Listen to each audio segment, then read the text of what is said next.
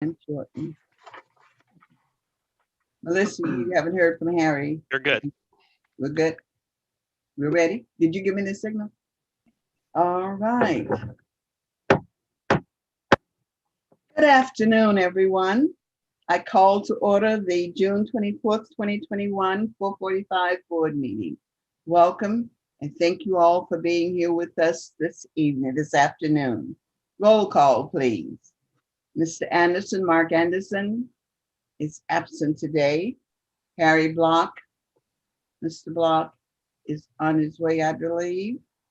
Mr. Bruce Mandrick, Present.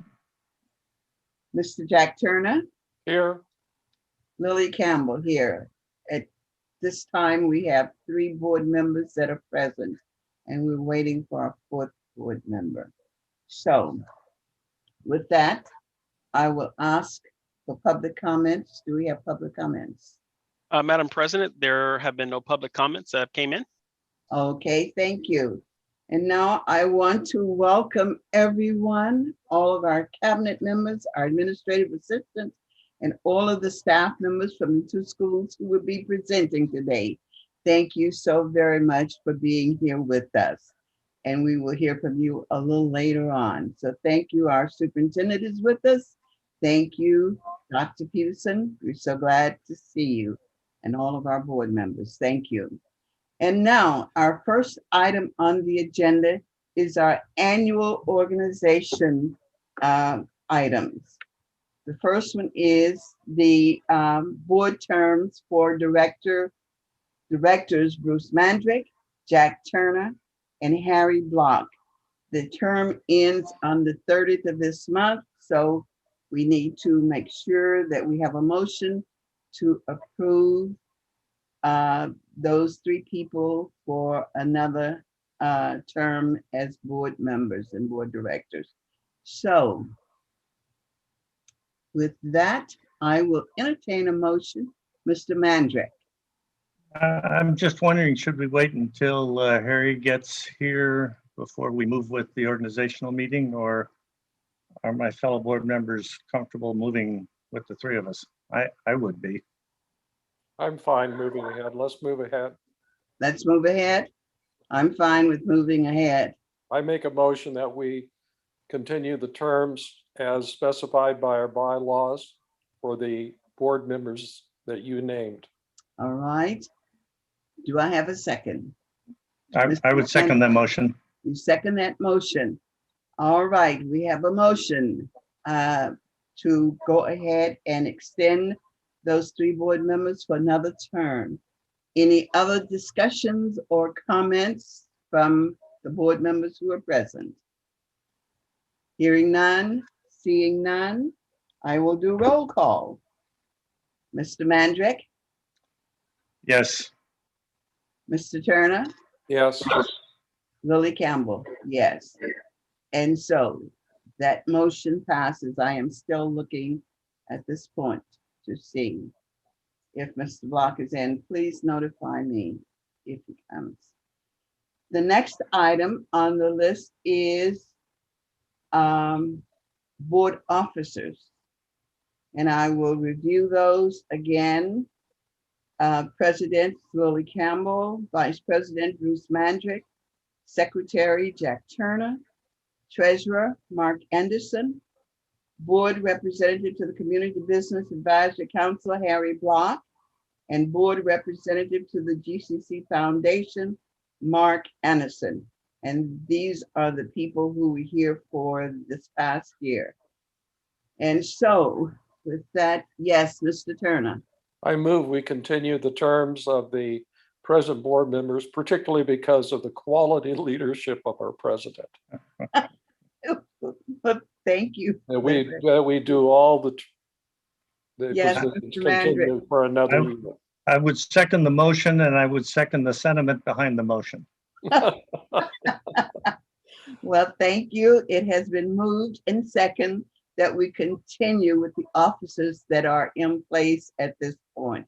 Lily, you know that no good deed goes unpunished, so you know that. Okay. I will take this through and then I'll make comments. All right, let's go for vote. Bruce Mandrick, Yes. Jack Turner, Yes. Lily Campbell, yes. Motion has been approved, it's carried. And now I want to thank my board members for your vote of confidence. Thank you. And I do have to say, it has really been a pleasure. If I didn't have such great board members and great staff to work with, I would have said no. But you are really a fantastic board, and I really need to say this. You put in the time that is needed for your information, and you're always here. So thank you so much for your vote of confidence and my vote to you. I really do love working with you and love each of you, so thank you.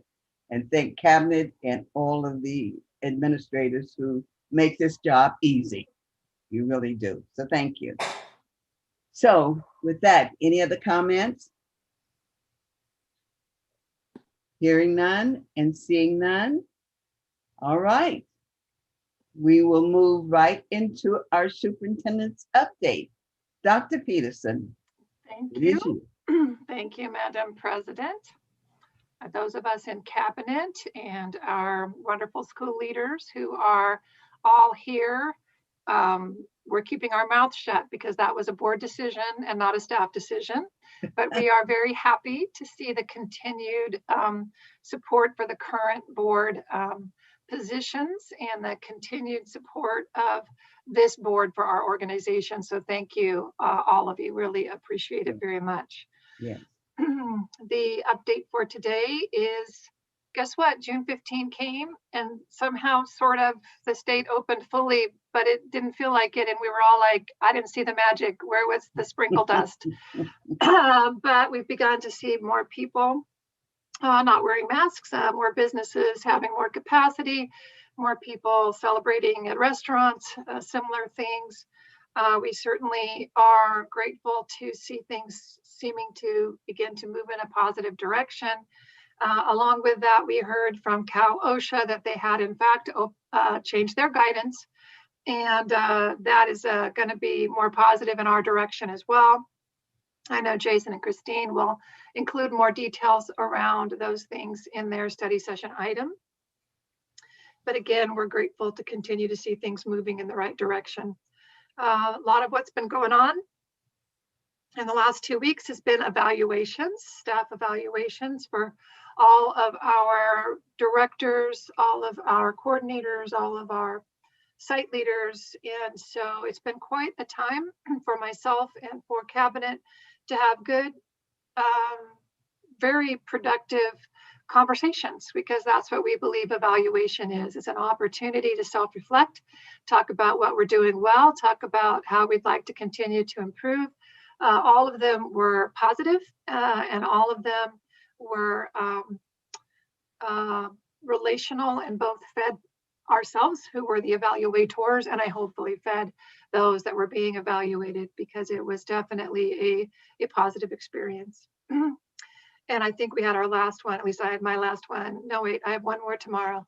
That person shall go nameless, but their picture is on the screen. And so we are also, by the way, just quite excited. We had 2 wonderful days, as you know, of admin retreat in June before our site administrators, some of them went off calendar. We had scheduled the next 2 days in July, and we have been hard at work, cabinet. And the funny thing was, is we were sure that after having 2 days in June, we really wouldn't need to have all the 2 days in July. But I mean, we could fill 3 days right now. So we're trying to figure out how to bring it down to 2 days, but we're very excited. Certainly we believe that the COVID-19 progress is pointing towards us having an in-person retreat, which everyone is kind of excited about, to actually be in the same room together. We have some of our consultants. Lyle Kurtman is coming. Wendy York DeVoot is coming from LTL 360. We have had Julie Adams here doing some work around equity. And then we also have Hanover coming in the next offering to talk to us some more about learning recovery. and equity will be a part of that as well. We have AALR coming. So we've got a lot of good stuff figured out for this retreat. Like I said, if we only had about, I don't know, 8 or 9 more hours, we might be able to do it all. So we're going to figure out how to pare that down if we can. And then we are continuing our discussions around creating the creation of our own virtual academy for those students that may not be interested or capable or able to come back to the classroom setting. We are continuing marketing outreach, receiving student interest forms. And while our numbers right now are small, we believe some of that will pick up in the fall. And we're looking forward to that offering. We also have started the research and development of one of our very often discussed future dreams and aspirations in our blueprint, which is our International Baccalaureate High School. So we're pretty excited to begin the research and development on that. And recently I spent 3 days on my computer attending the National Charter Schools annual conference. Was not nearly as exciting as being in Washington, DC or some other wonderful space, but there were a lot of amazing things that I learned, picked up, and was able to be a part of because of it being available. Also, we continue to be deeply involved with AXA on more levels than I can talk about with you right now, but I continue my work on the Leadership Development Committee on behalf of Region 3. And recently, I was honored to be asked to be the committee chair for the annual Women in Education Award that will be awarded this coming year. Was able to convene a very auspicious group. We had somewhere near 80 applicants to review, to consider for our choice, and had a very, very difficult time choosing so many wonderful women. But as you know, it is our commitment and my commitment to always honor women's leadership. So it was great to be a part of it. Also this week, we had my first ever not on a Sunday FICMAT board meeting. And they are in fact considering moving away from Sundays, which I am hopeful they will make that decision. But FICMAT is an interesting place to be right now, as is SSC, as is any of our other wonderful support agencies, because no one knows anything right now, because we have a budget that's not really a budget. We have negotiations underway that no one has leaked any good information out of. So no, all people know is what the governor said in January, what he said in May, what the legislature said, and the legislator said, and now they're discussing things. So a lot of speculation, how we say it, a lot of speculation going on. So Mr. Business, of course, when he shares with you about our budget, has got zero speculation in his budget. So we're leaving all the speculation to other people. We also want to recognize, along with that item that I told you about being a part of that women's selection committee, that our very own Dr. Christine McCormick was one of those nominees as exemplary women leader. And just being in that 80 women incredible group is an honor. So we want to honor Christine for being a considered applicant for that wonderful award. Also want to definitely tell you that Cabinet has been hard at work with the blueprint, and we have done the best job we've ever done at getting multiple task force working groups, administrators and others input on the blueprint, and expect that we will have a draft blueprint in place when the principals come back, get a little more input from them, and we will be bringing that to you at your retreat. But I'm quite sure it is the most collaborative project of the blueprint that we've ever done. Last but not least, want to remind you that we have a special board meeting tomorrow, June 25th at 3 o'clock. And with that, Madam President, that is the end of my update. Thank you very much. Before I comment, we welcome Mr. Block has entered, and thank you, Mr. Block, for being here. And so now we're at a 4 board member group. Mr. Block, we have had our organization meeting. So we went on with it, and everyone is in place as they are currently now. Okay. Any comments from any of the other board members? Dr. Peterson? Seeing none, hearing none. I also want to congratulate you first, Dr. Peterson, for taking the responsibility of being the chair for the statewide. And I think that needs to be understood that this is a statewide committee for women's leadership. And you, as the woman who was selected last year, is now the woman who will be doing the chairing of this group. So congratulations. We're so proud of what you are doing within the state as Gateway Community Charter Superintendent. So we really appreciate all of the efforts that you make with ThickMac, AXA, and all of the other things that you do. I still don't know how you do it, but you do it. Dr. McCormick, thank you for being one of the 80-some persons that has been nominated. So we will wait and see how that goes. I did get the information in my AXA leadership. So thank you, ladies, for the work that you're doing out there statewide. We really appreciate it. So are there other comments? And Mr. Block, if you have any questions, we'll be glad to answer that. Either Mr. Sample or Dr. Peterson, anyone else. You know, Madam President, one thing that I didn't put on my list that I should have is that for a number of us, tomorrow is our last day of, honestly, your site leaders who are here are already off calendar. They are donating their time to you tonight. Okay. But the central office, many of us, tomorrow is our last day of this calendar year. So there are about 2 weeks after Friday where we will not be available on the regular. Of course, we will be monitoring should you have a need to contact us. But in general, there are times, not all at the same time, but there are times when people are going to be unavailable, but others will cover, et cetera, for the next 2 weeks. And then officially July 19th, I believe, all of us are fully back in the central office for your support.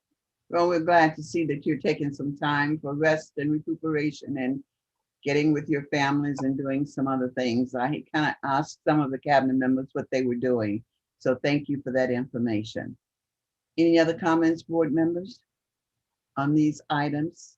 Seeing or hearing none, we will now move right into our study session and welcome administrators from your schools. We're so glad to see you, CCCS and SABA.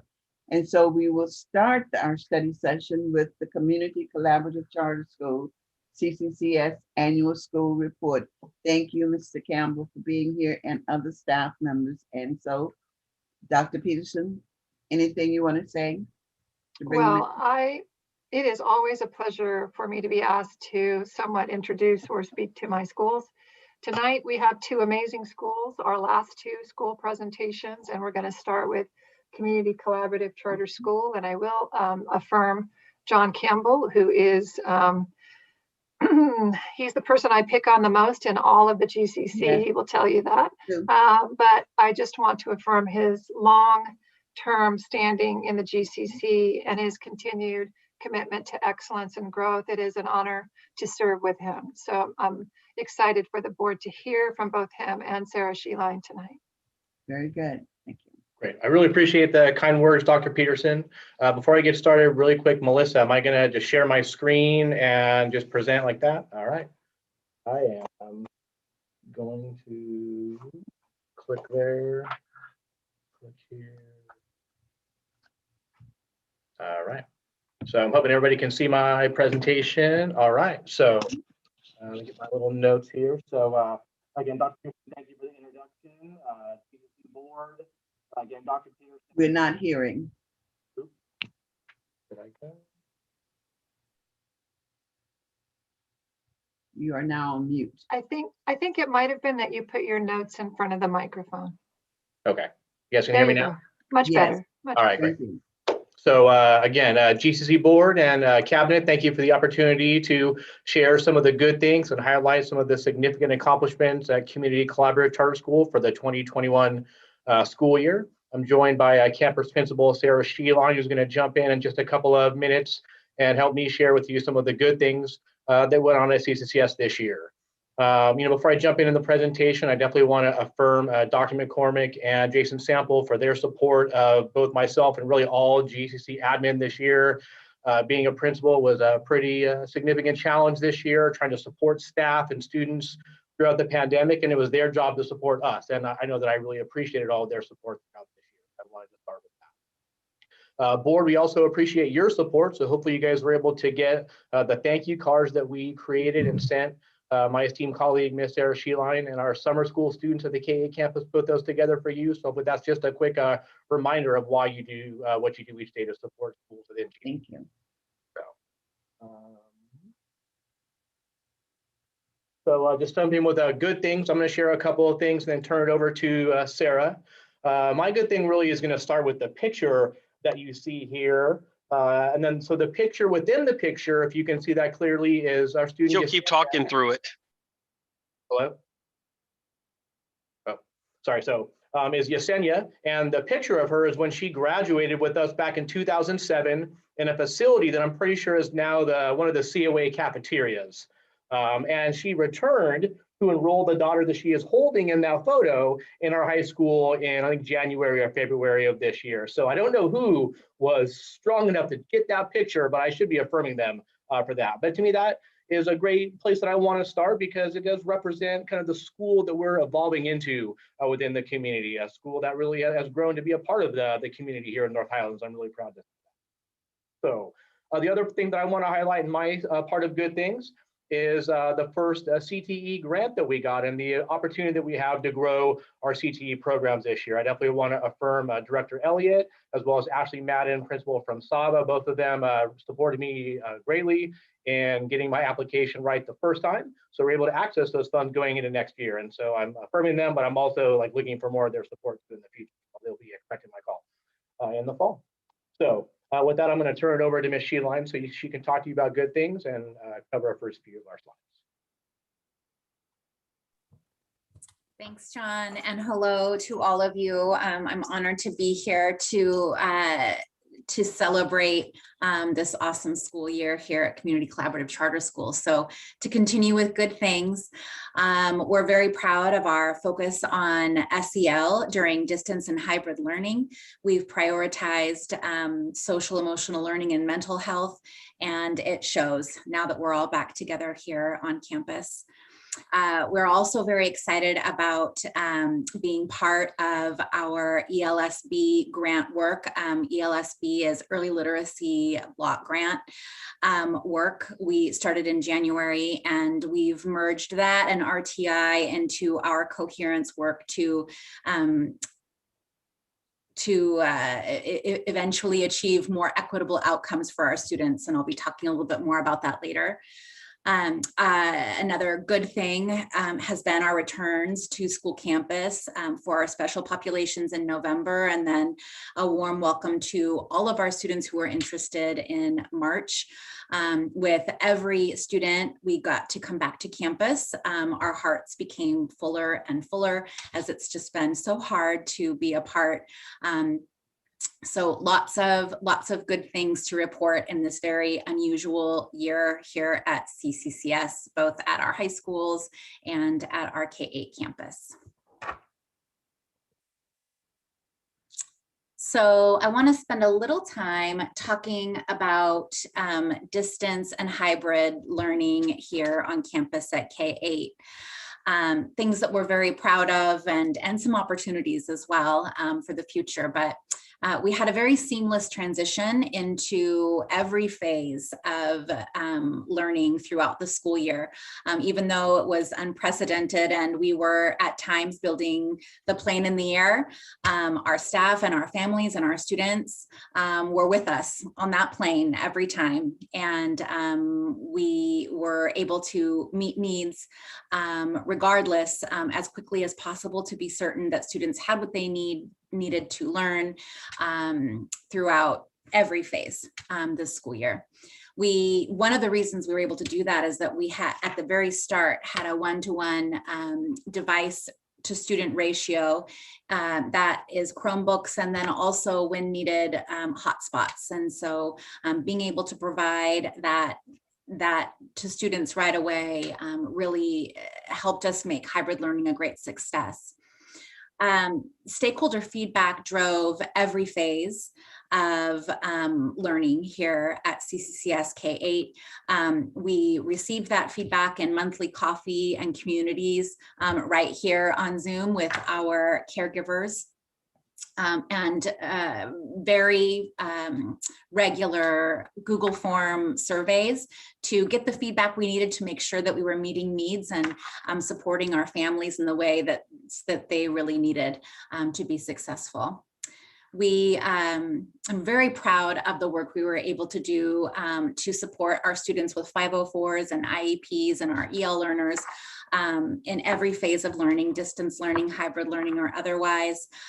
We were almost immediately able to meet those very significant and important needs of students who, would otherwise really struggle, especially in a distance learning model. So our RSP team, our ELD team, our school counseling team and care team worked really hard to meet the needs of our most vulnerable students, and very proud of that work this year. We were also able to provide a lot of enrichment. So music was offered to those who were interested. Maker challenges were offered. Mindfulness opportunities were offered in every class by our school counselor every week, virtually and then live or in person here on campus when we were back together in March. Again, supporting those social, emotional, and mental health needs of our students. Our oh, John, I've lost my, are you, thank you. Our care team, as I referenced a little earlier, is comprised of really anyone who's not on, isn't a teacher. And our care team was really focused on equity and engagement during distance and hybrid learning this school year. So it was really, whatever need was shared from a family or from a student or from a staff member to make learning accessible, that need was met. Do you need a Chromebook? We've got it, and we'll drive it to your house. Do you need a hotspot? We'll drive that to your house too. Do you need us to come to your home to drop off and pick up your Zoom companion materials? We'll do that too. We'll open up the school so that you can retrieve whatever you need. You are struggling emotionally right now. Miss Corey is on her way on Zoom. She'll be there in 5 minutes.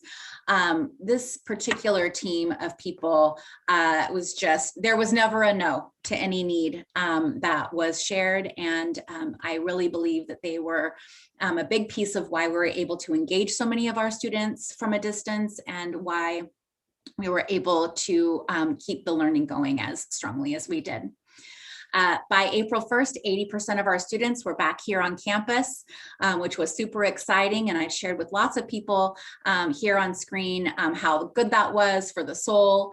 As hard as this year was, by the time we were all back together, I think we had a reminder of our why, that maybe we had lost a little bit through the screen earlier in the year. Today was our last day of our super science summer learning program. And we had so much fun, again, focused on addressing unfinished learning from COVID-19 school closures, but also had a lot of fun along the way. So we used iReady to provide some personalized learning. Our students did a lot of science experiments and science units. And so today was our last day, and there was a lot to celebrate. I think our biggest distance learning and hybrid learning success this year has been maintained and strengthened relationships amongst all stakeholders. So starting in April of 2020, we had monthly student celebrations where all of us were here on Zoom together, celebrating each other and our successes. There was some dancing, there was some singing. I still can't do the floss despite all of the attempts our students made in teaching me.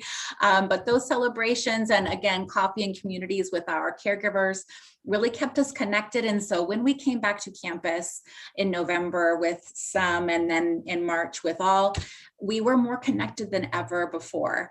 And so lots of, again, I feel like this is another good thing slide, but lots of good things to report from CCCS K8. Okay. As far as at the high school level, comparable to what Sarah said, we had similar openings with our special populations in November, and our, 7th through 12th grade groups came back again later in March. But even back to March of 2020, we were able to, move to online learning right away without a delay, especially at the high school, because we were already using mostly online curriculum. So, we were one-to-one, we had online curriculum, so our moves were seamless. So much like at the K8 campus, we emphasize a lot of time and effort into supporting the social emotional needs of our students. Some of it was based on expressed need through surveys or making individual contact with students, and some of it was done through weekly social emotional learning activities done in group Zooms with master teachers with their students. So we also had a summer school that went from June 1st through June 24th, ending today. And we had over 70 students who earned some sort of credit during summer school, which is probably double what we've had in prior years. So we're definitely very proud of that. So Sarah, you want to talk a little bit about the Renaissance learning data on this slide, and then I'll talk about graduation rate. Absolutely. So I'll talk about our K8 Renaissance learning data. Our average growth in reading was 124 scaled score points. Our goal is always 100. So we're happy to have exceeded that goal. In math, you'll notice that our scaled score growth was only 17 points.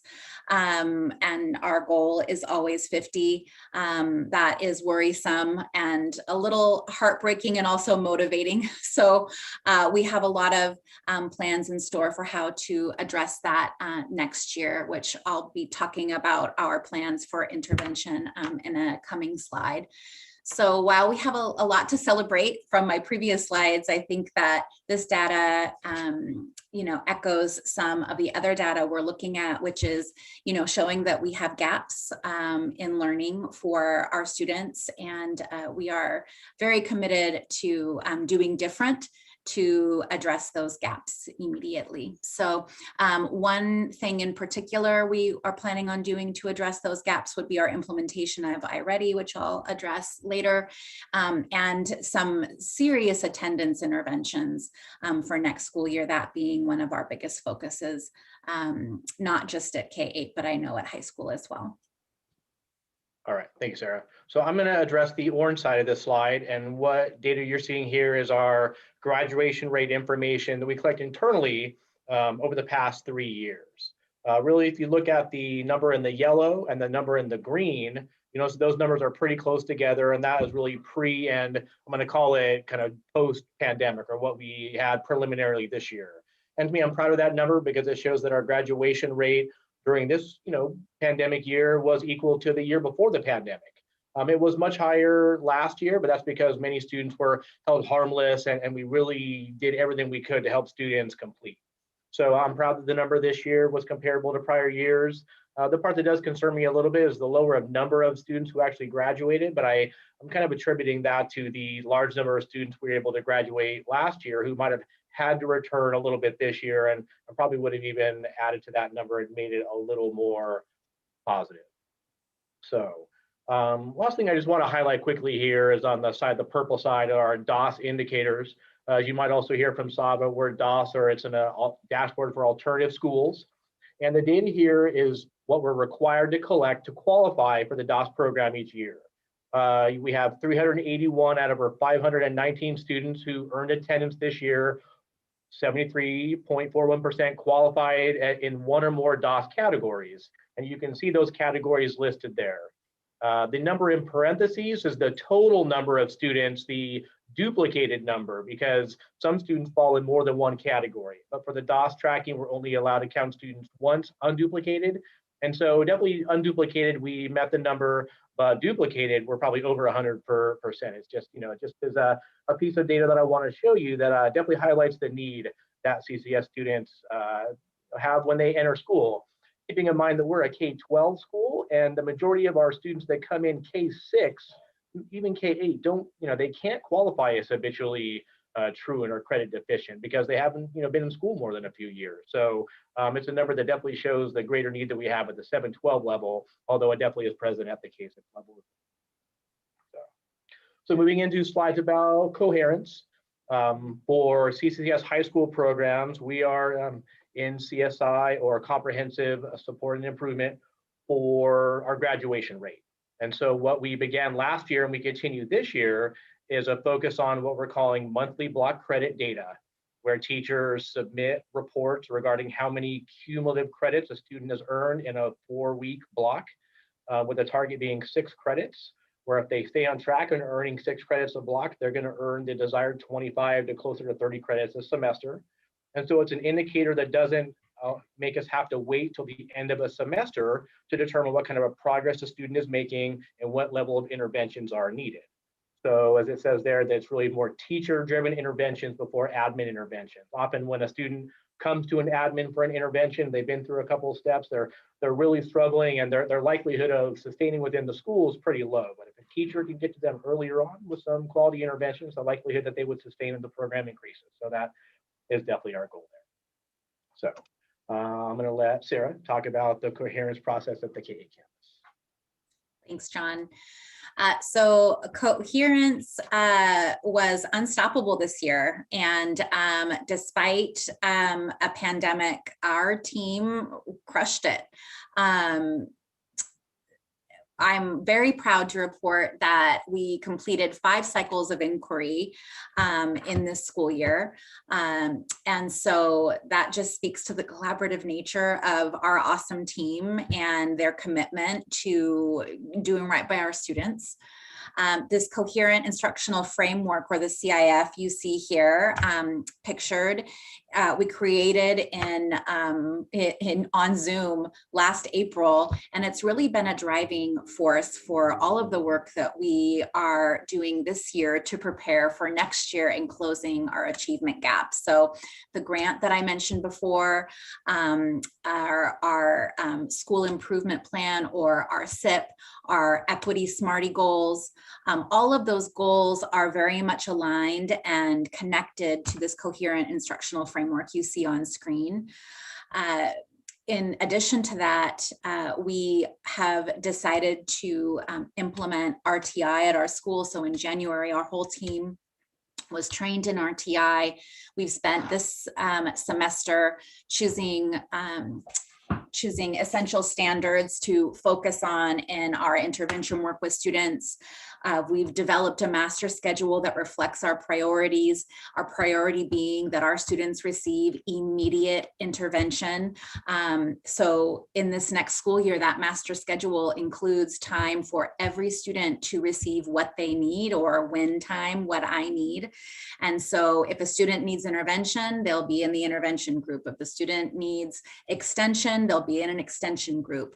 And so we are really excited to give kids what they need next year to meet and exceed standards. And the work that we've done, not just in Coherence is really at our core, but all of the pieces around it that we are now weaving into that work have helped us design a system next year to really give targeted intervention to our kiddos who really need it. Our work in our ELSB grant has led us to making the decisions to purchase new materials to support our students in ELD and reading intervention needs to support those tier 2 and tier 3 interventions. And so Coherence, again, is a word we use within our organization to describe the work we do with the awesome Wendy York and Lyle Kirkman. I need to give them an affirmation here for all of their guidance and leadership.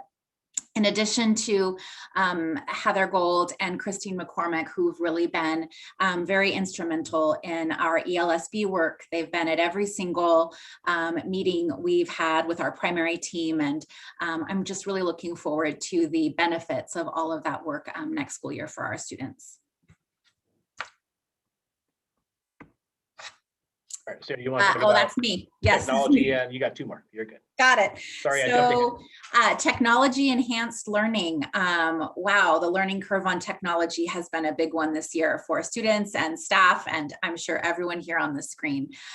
Again, that 1-to-1 student computer ratio at the start of distance learning is one of the key reasons we were able to seamlessly move into distance learning, K-12. Those hotspots again supported our families and being able to connect with us. Daily technology support for students and families, both at the high school and at K-8. We had tech support on campus weekly, where families could bring their Chromebook and say, I don't know what to do with this, and we'd set it up for them, because sometimes the Zooming for that support just isn't enough. We've got some new smart boards at all of our campuses. We've got internet upgrades here at K-8, which is super important. Our dead spots are fewer. And our staff laptops, again, providing that tool that our staff has needed to remain connected with our students and our teams, and our sound amplification systems are all things we are really excited about this school year. And we've done a lot of work this year on equity, inclusion, and diversity throughout our work with Hanover, and as a K-8 team. We have developed our equity statement, and I'm going to read it to you to make sure I anchor my thinking and how I share the rest of our bullets. Here at CCCS, students, regardless of circumstance, will receive equitable opportunities to achieve equitable outcomes in a supportive, inclusive environment. Ways in which we will ensure this is our focus on our SMARTY goals at K-8 and at high school. Those SMARTY goals are very much related to attendance and graduation rates for all students. Our 912 SEL program implementation. There is a new SEL program being implemented at a high school right now, and our teachers and students have experienced great success with it. At K-8, our SEL program is more integrated, so the competencies are very much a part of everything our students are learning. They're woven into our ELA curriculum, our history curriculum. They're woven into our restorative practices. And so that work continues to be strong, and we still have a lot of room to grow. Our staff professional learning has also in this area been strong. I would like to affirm GCC for providing implicit bias training for our whole organization. I think that is quite extraordinary that we were able to give that to every single one of our employees. And here at K-8, we've just finished a book study on the book So You Want to Talk About Race. And so that is really guiding our anti-racism work here on campus, our Stand Up to Hate work here on campus, really giving kids the language and the voice they need to be advocates for themselves, but then also advocates for others. So K-12, we're very proud of the work we are doing in this area, especially. All right, thank you, Sarah. I'm going to go through the next few slides quickly because I feel like I'm going to be rehashing some things we've already highlighted in some of our other slides. Something I'd like to highlight as far as family and community engagement, really on the high school side are some of the CTE partnerships that we've been able to develop and keep alive. But during the pandemic, we started most of them the prior year and kept them alive. We're hoping to grow them and hoping to turn them into internship opportunities for our CTE students going into next year. We talked about some of the ways that we connected with families through events. And I think that we do a really good job, keeping our social media platforms active with good pictures and content about So having high quality staff is something that I feel is very important. These are the people that our families are entrusting, to take care of their children each day. And so I think that's a big responsibility for us. And I feel that as an organization throughout GCC, we do a great job of affirming, recognizing, supporting, helping staff, promote up through our organization. And so all those things together really, along with our CKH culture, help us have especially at CCC, has a very high staff retention rate. So much so that Mr. Business tells me we have a lot of people that have been here for a long time and they're all making a lot of money. And I'm, yes, so they love kids. All right. Charter renewal activities. I gotta say, I didn't have a lot of great pictures that could symbolize charter renewal. And so the best thing that I can say about charter renewal is maybe a good thing is that we have a 2-year kind of push to when we have to actually submit our charter. Board members, I'm sure you're aware of that. And we did a lot of great work in preparation for that some of the staff are going to probably be disappointed that we can't continue. I'm not going to be that disappointed that we have to wait a couple of years. And so I'll just pin that. Thanks for laughing, Jack. I'll just put a pin in that and wait until we get there. I'm sure it'll come up quicker than we would like. But we did connect with our Twin Rivers representative, both on Zoom, and she actually came out in person to visit our campuses this year in like late May, I think, which was a good thing. And we continue to engage with our stakeholders through school site council and the LCAP process to make sure we have their input in everything that we do, not just around charter renewal. So moving into the future, to me, the biggest thing we need to do next year is to re-engage with our students. Even though we had 80% of families coming back at K-8, it wasn't 100%, and the percentage for high school programs was much lower. And so it's something we've talked about as a leadership team on both campuses is what more we can do, more than we've done in the past, more than we think that we can do maybe to re-engage kids and get them excited about being on campus starting in August. Growing partnerships, growing enrollments, growing our Coherence systems, and even trying to grow new partnerships. The pictures you see here are from one of our new partnerships with Sacramento Youth Center and one of the summer programs they're doing. There's a coffee house adjacent to the Sac Youth Center. And we've got a program going on down there where students are getting a full coffee house training program this summer, a 40-hour program. So we're really proud of the work. I'd like to affirm our curriculum coach, Christina Roberts. I should have affirmed her back. We were talking about Coherence because she leads that work as well. And she's really been instrumental in helping us get the Sacramento Youth Center program off the ground initially this summer and hopefully leading to some new enrollment in the fall. All right. So thank you again for your time. If there's any questions or comments, Ms. Sheila and I would be happy to take. See, Jack Turner's got his quiet hand up. Appreciate the quiet hand, sir. How can we? Trying to unmute me. Okay, there we go.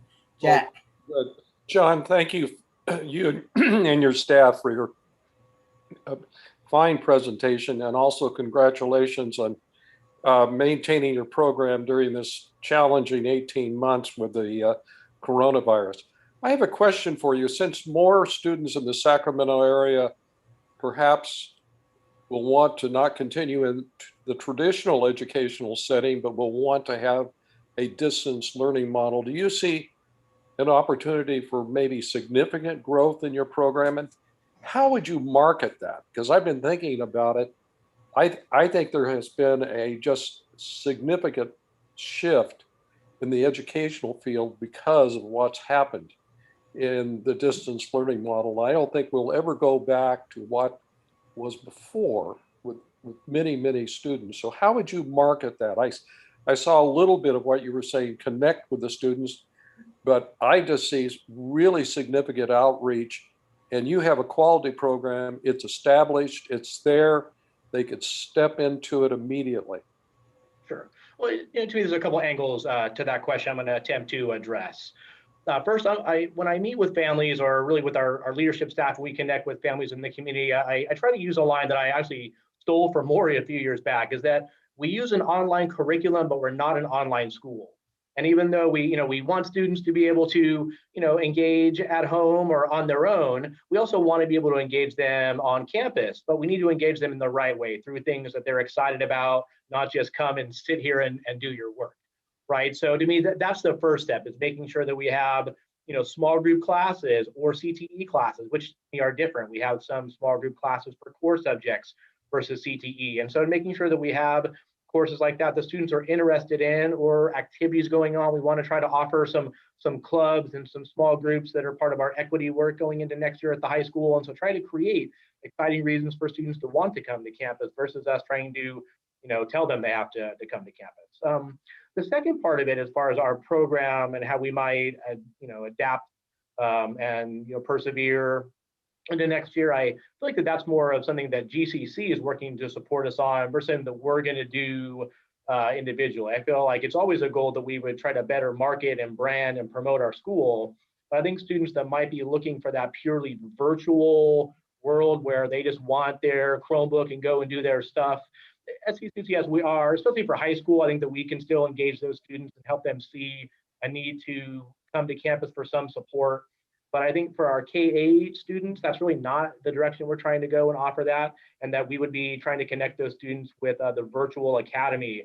And some GCC cabinet member can jump in whenever I'm misspeaking here. But to me, that's really the goal behind that. And I say, speaking on Sarah's behalf too, I think we really appreciate that, because we don't want to ask that of our teachers. We tried that when we were smaller and it didn't work then, and I'm struggling to see how it would work now unless we took one whole teacher and dedicated his or her time to that. And I think we're trying to grow in a different direction, because I think. So you see yourself having a hybrid model, and probably that is the way to go. I like your idea of social activities. You have the theater. You have maybe ways to allow them to have some distance learning, but also then have them come into small groups and just get the dynamics of small groups.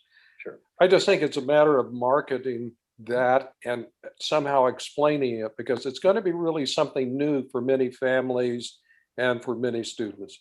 Sure. And to that, I would add that at times, especially for our K-8 campus, when we get a family that's coming to us and they hear the word independent study, that's what they're looking for. After we talk to them, especially Sarah and the staff over there, get to know them, what they're really looking for is a school they feel is safer, they feel is more close-knit, and they have that family feeling where they're known, they're not an invisible kid. And so I think when they see what we're doing, that is what they want, they maybe just don't know that we exist or don't know that they can have that because they're not getting that or they haven't had that experience in school. So I hope that and the families that do want more of that true virtual ongoing experience, I've already, connected a few people that I've gotten through our school website that have inquired about enrollment that stated they wanted virtual, and I've given that information to Maury. Well, thank you, John, and I look forward to meeting you in person sometime soon. Yep, I'm looking forward to you popping by the campus before a board meeting and me forgetting that's something you're supposed to do. So, all right. All right, thank you. We're all looking forward to it. Any other comments from board members? Thank you so much, both of you, for your fine presentation.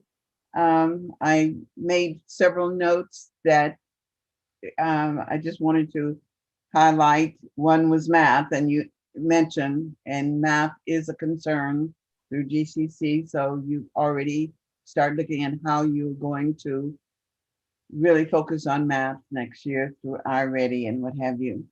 I like the statement that you got from Maury, building planes in the air.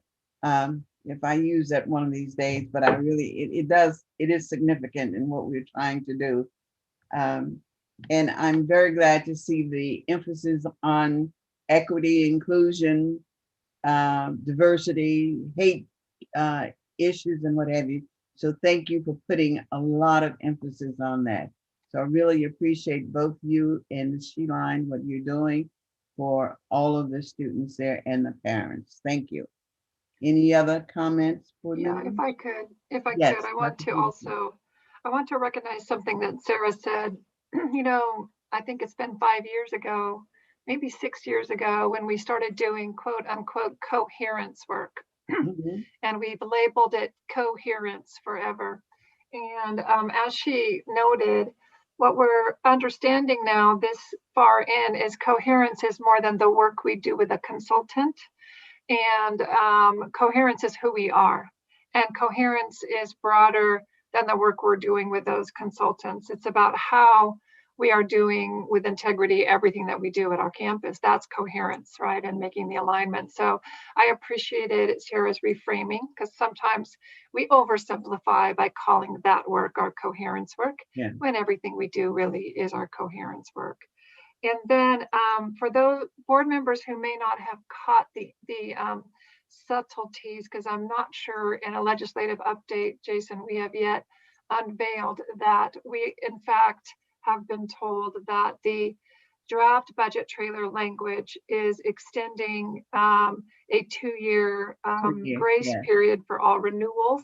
So the 5 Twin Rivers charters that were all to be up this year, even though the budget trailer bill has not come out yet, we have been told that that language is solid and will remain. And so we've had all the Twin Rivers schools kind of stop their work while we, wait out that 2-year period. So just wanted to make sure that you had caught that. Yes, I did. Thank you for that clarification. I did hear John mention the 2 years and how happy we are. So yes, so thank you for bringing it to the forefront.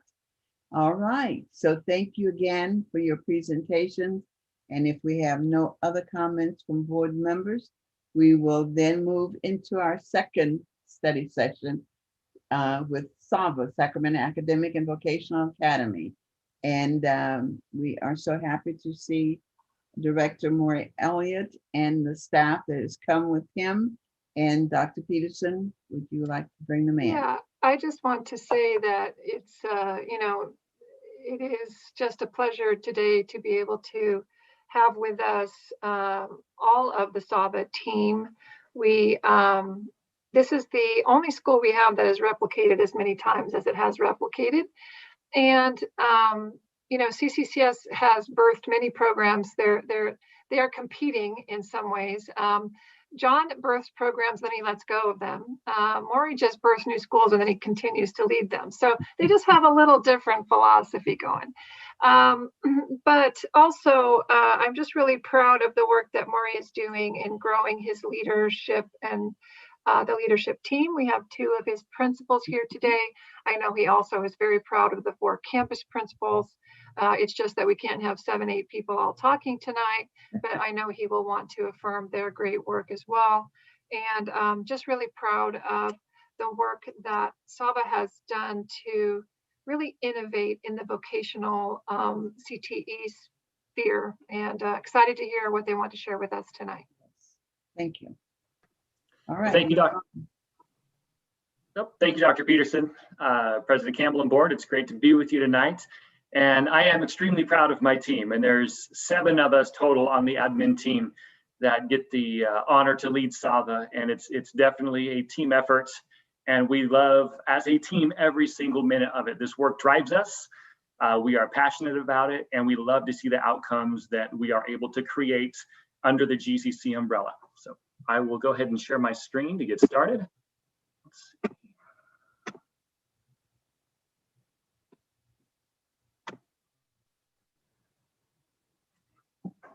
All right, and as we always do, we are going to start off with good things. Always hard to figure out what good things I'm going to share with the board at this presentation because there's so many, but I hit 3 of what I think are our biggest impact good things this year. First off, food boxes for home visits, and I will dive into our home visits a little bit later in the presentation, but we delivered, I believe, well over 200 food boxes that were donated by River City Food Bank to student homes this year. And those meetings were so impactful, both for students that were engaged the whole year and moving along as they should in their academic program with us, and for students that had completely disappeared. Food was the ticket into their porch, at least maybe not into their homes early in the year, but it was the ticket to direct in-person communication with them. And it was a huge good thing throughout the year. Second good thing, really got 2 squeezed in here, the new middle school facility at the Powering campus and the new CTE space in Elk Grove. Many organizations during COVID went into a time where we're just going to sit tight. We're going to stay status quo. We are going to make sure we're okay in our current setting. And what I love about the GCC is that's not good enough for us because we know our students deserve better.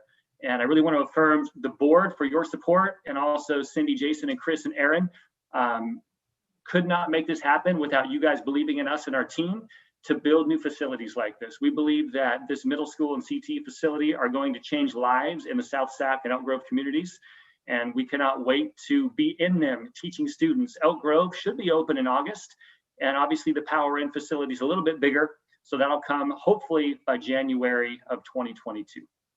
And the third piece, best day of the year by far. Every year is the best day of the year.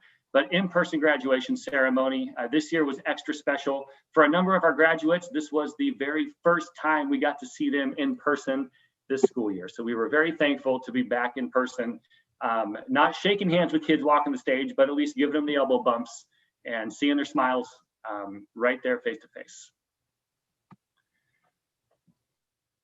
I'm going to jump into our distance learning program for the year. And obviously for all of our schools, we had so many challenges to overcome. Again, what I love about our organization is that we know how to move to action and respond to challenges. I'm going to highlight just a few of the big challenges we have. First off, and John mentioned this, the same thing as a challenge, is what makes us special is that personal connection that we build with students. We do CKH.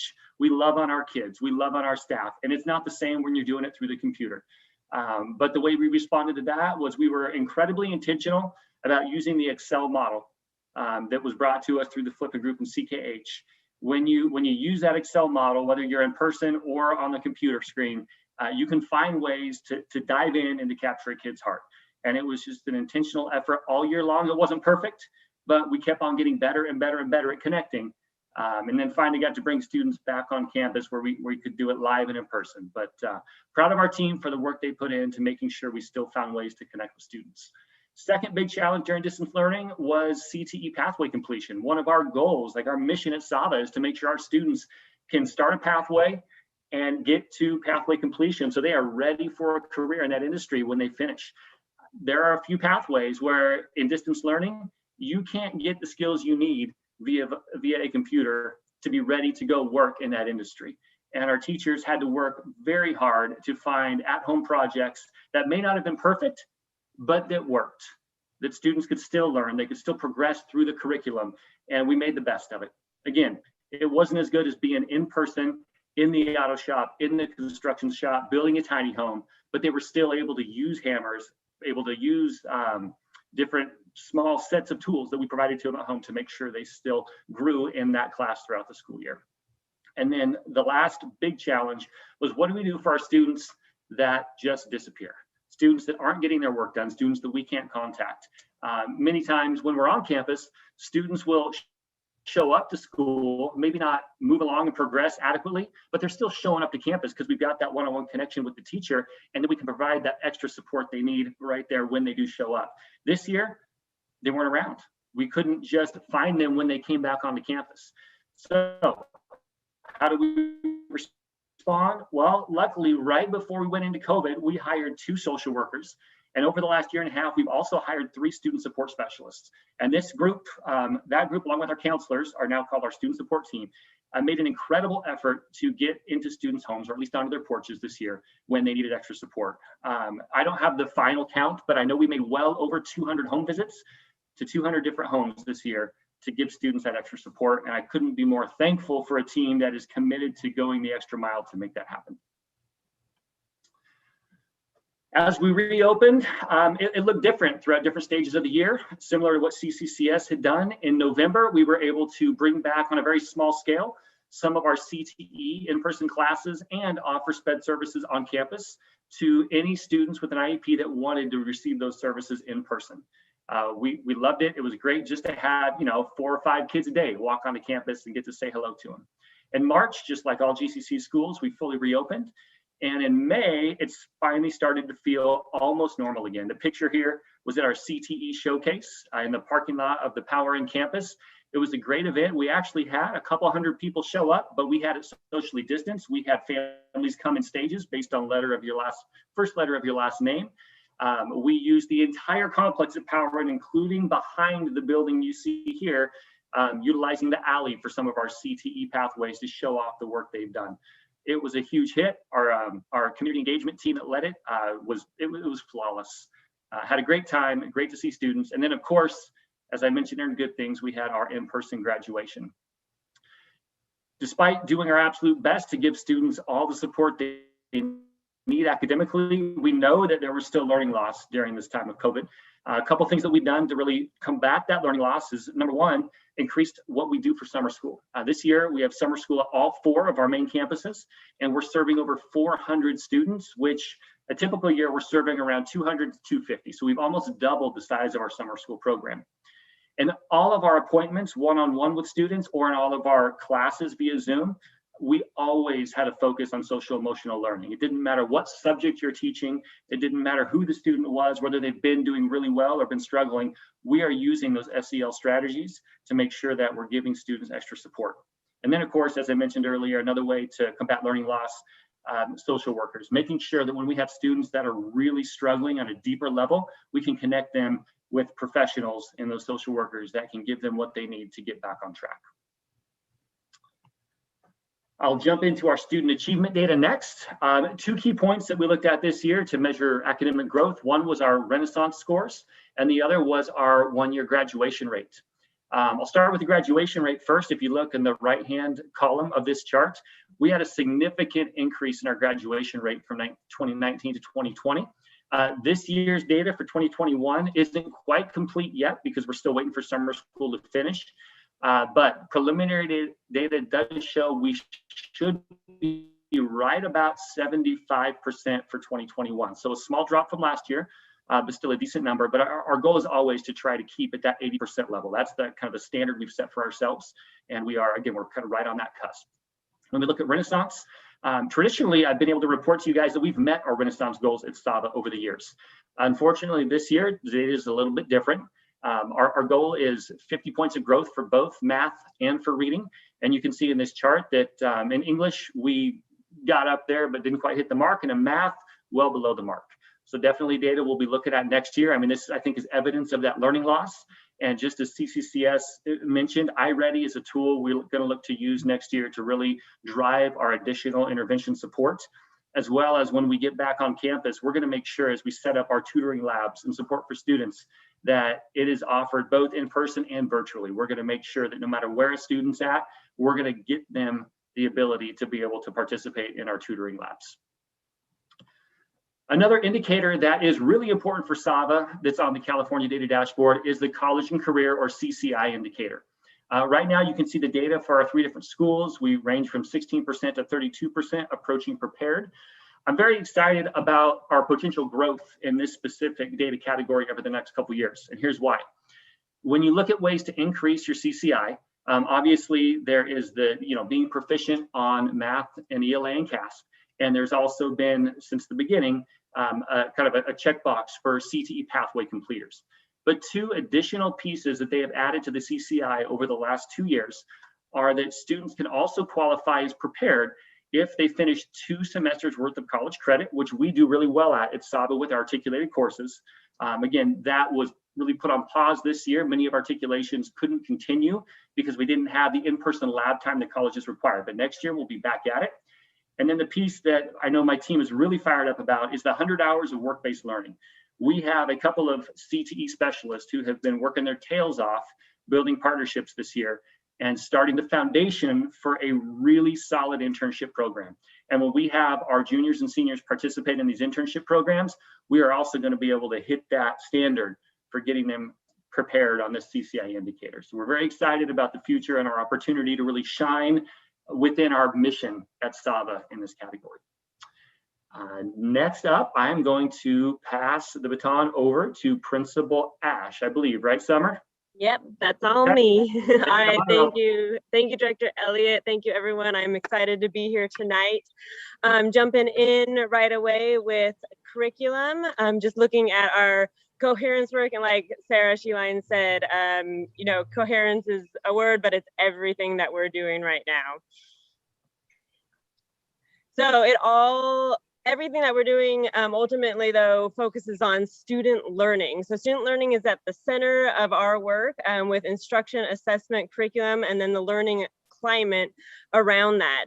And our instructional framework really drives what we do at SAVA under our Teach, Our Love, and Our Guide for SEL, leadership development, core academics, CTE, work-based learning, and life skills. It's at the heart of what we do.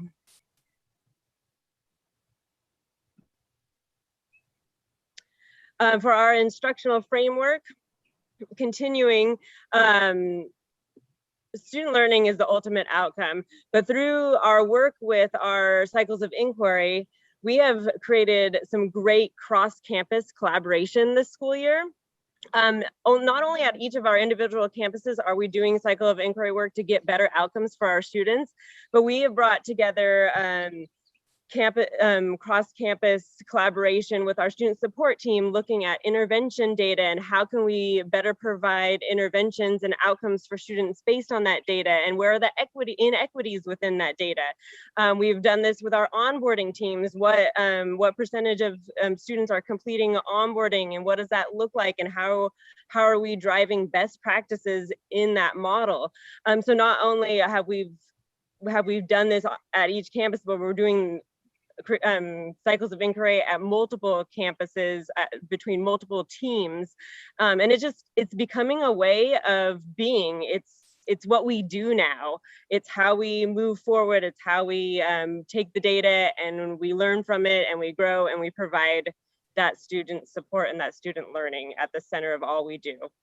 Some of our next steps in our instructional framework work is looking to get more student input. One of the pictures down here is, a student survey that we took at the end of the year, just talking about how students are motivated and what motivated them during our COVID time.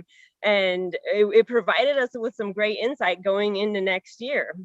And then again, that continuation of cross-campus connections through, we're going to add some PLC teams, and really a highlight of Rick Reyes and some of his cycles of inquiry work at the Elk Grove campus.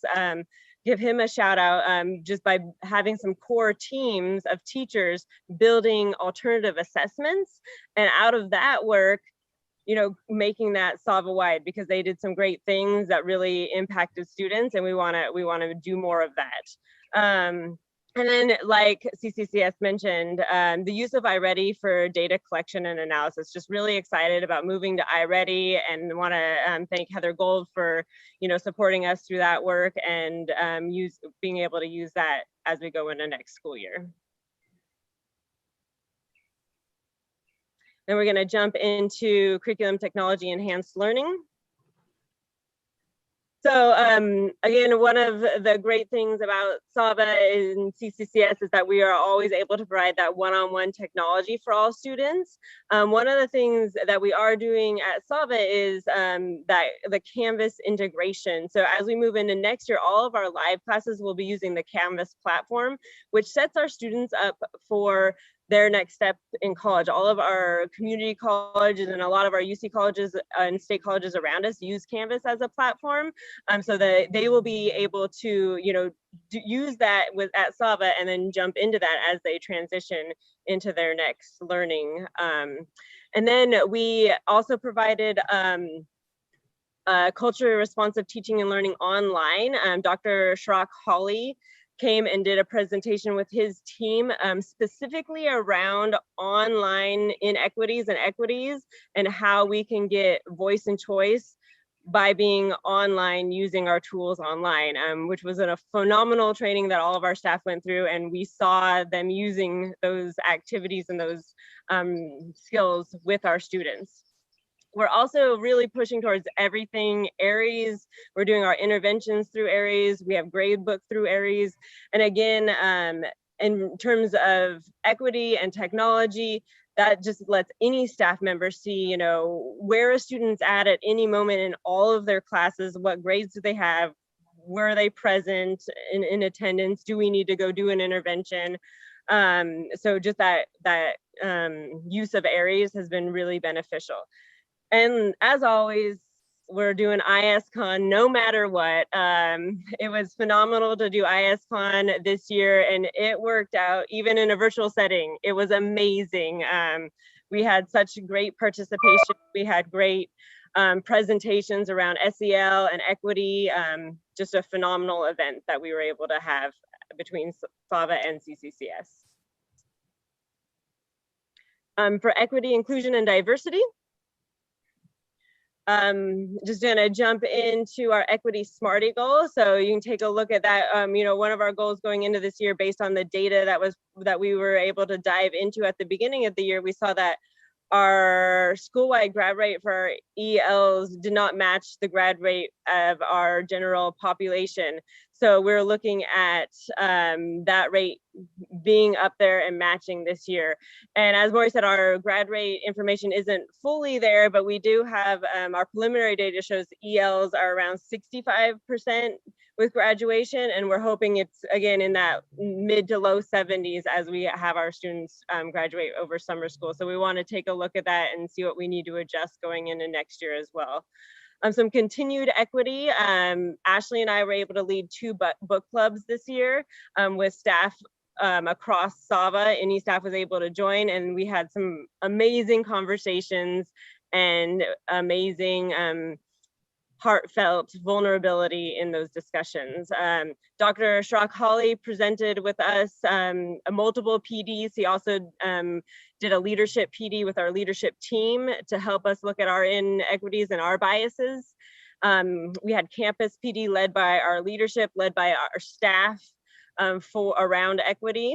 And then GCC, thank you for providing that implicit bias training for all of our staff as well. All right, I am now handing it over to Principal Ashley Madden. Thank you, Summer. It's wonderful to be here with you all. So I'm going to talk about parent and community engagement over this course last year. For community engagement, you know, we really didn't know what this year would hold in terms of what our regular community and CTE events would look like. And like Maury said before, we have an amazing community engagement team at SAVA led by our CTE specialists who worked so hard to make the outcomes for our job shadow every semester surpass what we've even done in person and transitioning it into a virtual setting. So in the fall, we had our virtual job shadow, which we increased attendance from when we had it in person. And then we also had the opportunity to have a brand new event in the spring called the Education and Workforce Convention, which had mock interviews. We had this career panel, expert panel. And I just want to give a affirmation to both Jason Sample and Heather Gold for participating on there and sharing their knowledge with our students. And we also had our first meeting of our own SAVA Advisory Council for our CTE programs. And this really was the culmination of this community engagement team working so hard to bring in some really high impact new partners, as well as just increase the engagement of our current partners from the previous years. So we now have are talking a lot with Southwest, with BIA, Caliber Collision, some really big named companies that want to work with us and have started working with us and are really excited about our internship program. And speaking of the internship program, we have started that this summer actually with the construction program and looking at expanding internships into the medical field as well. For our parent and family engagement, again, we were unsure how, because like that one-on-one connection is what we do. So how do we do that over Zoom? Well, we actually increased our attendance for school site council at all of our campuses with the ease of Zoom. Our families didn't have to take off work to travel or find transportation. We actually were able to get more engagement in a virtual setting, which was phenomenal. And we also had multiple virtual student celebration events. And I just want to affirm Ms. Tara Jones at the Sim Center and her team with the student support team. They had weekly social hours that they invited staff, students, and parents on various topics to just keep that engagement alive and to maintain connections throughout COVID. And then one thing we did also that was so beneficial to our reopening plans and helped guide that was the frequent surveys and interactions with families throughout our reopening. We wouldn't have our reopening stages would not have gone so smoothly if we didn't listen to what our families and our students wanted and adjust our plans to meet those needs. So that was really successful. And then jumping into recruiting, retaining, and recognizing quality staff. We have just a wonderful staff at SAVA who cares so deeply for our students. And we wanted them to become more involved in our hiring process. So we brought a variety of staff from paraeducators to teachers into our hiring process. And the best thing that we did was put students on those interview panels. The insight that our students gave into and the questions that they asked was just a phenomenal experience, and it's something we want to continue into going into next year. Like Summer mentioned, we had extensive staff-led PD. We really believe in that leading from the middle, both with equity and again, our coherence work, looking at those student academic outcomes. We want our staff to lead that as much as possible. And that's also shown with our partnership with CCCS and our continued events with ISCON each semester. We had staff attend multiple virtual conference presentations, both in attendance and as presenters. So that was really great to be able to represent the work that we're doing in distance learning and have that be an exemplary practice shared with other schools. And then we also continued to have staff and community team building and recognition events. You can see Mr. Kyle Castleman at the bottom there serving ice cream to our staff during our Appreciation Week.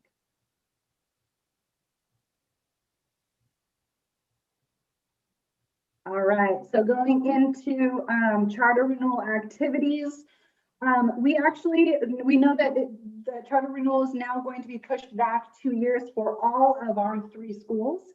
But we have WASC coming up next year. So we're going to really use that opportunity for our WASC accreditation process to increase stakeholder involvement and really grease the wheels a little bit to get that going, moving into charter renewal so that everyone's on the same page. I also want to thank Jason Sample for supporting our leadership team and some strategies on building just how we can bring more board members to SAVA and continue to build relationships with our authorizers. We want to work with them and we love them, and anytime that we can bring our board members in and show what we do at SAVA and have them introduce to our staff and students, we want to really focus on showing what we do.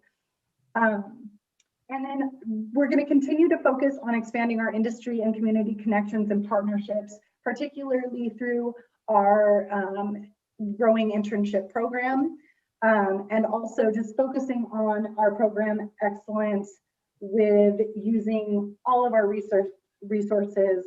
And our coherence work is really at the root of that.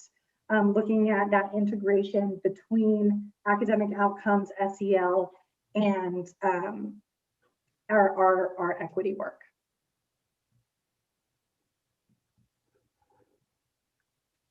So looking forward, our vision for the future, like I said, our WASC visits are really on the forefront of our minds. But we are so excited to be making steps towards building out a CTE and PBL middle school program and making our blueprint dream come true at SAVA and being able to serve those students in our Southside community. There's also the possibility now of looking at a seat-based CTE charter in the future, and becoming also a CDE model continuation school. And we're going to continue striving for that excellence by focusing our sites on that integration, like Dr. Peterson has so wonderfully shown us, that our coherence work is not just cycles of inquiry, but it's that infusion of looking at the academic outcomes and how our SEL and equity really drives that and is at the core of what we do. So thank you, board members, the cabinet, Dr. Peterson, and just wanted to ask if you have any questions. All right, Jack, Mr. Turner. Yes, thank you for your presentation again and your success in maintaining an excellent program in a very, very challenging year. One of the things I noticed, and obviously you are doing some things in a very positive way, because I looked at the budget for projections for next year, and there is significant growth built in for your student enrollment for next year. And secondly, could you give me examples of the courses that you have articulated with Los Rios District? It's just kind of my interest. What are just a few of the ones that they can get college credit for? Go for it, Ash. I can take that one. So we are working towards having an articulation for each one of our 11 pathways. We're not there yet, but we currently have like our culinary class. They can get that aligns with ARC. Our photography 2 class also is articulated with Sac City. We have multiple articulations with our auto collision and detailing pathway. And we just recently, in the right before COVID hit, we were able to also articulate our music, our capstone class for music. So we've had some transition with our EMR class, but we are currently moving more towards a medical and patient care pathway away from just the emergency response. And we are building that pathway with articulations in mind for Sac City and their allied health program. So that's kind of a really broad overview. Really impressive. I can't tell you, it's a natural partnership with the community college and our students, and certainly getting them on a pathway to continue their education. So I encourage you to do as much as you can in articulating those courses. And I look for a real push if what happens on the national level with the community colleges and trying to get more students to continue their education. I just think it's an area that I would encourage you just to vigorously pursue. So thank you very much. Any other board members before I make my comments? I want to thank you so much for all you do, all you guys.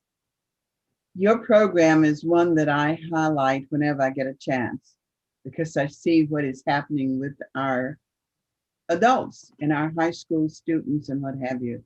And I'm very proud of GCC, but I'm also very, very proud of CCCS and SAVA and what you're doing for students who would not otherwise be where they are. The programs, the pathway programs that you have created.